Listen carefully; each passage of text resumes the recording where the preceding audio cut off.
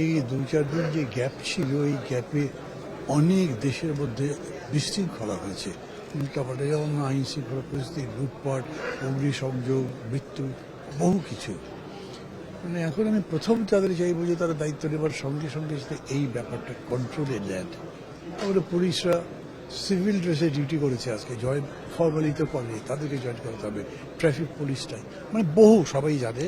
সব কিছু মিলে দেশ should have a very good beginning, because অনেক দূর যেতে হবে আমাদের।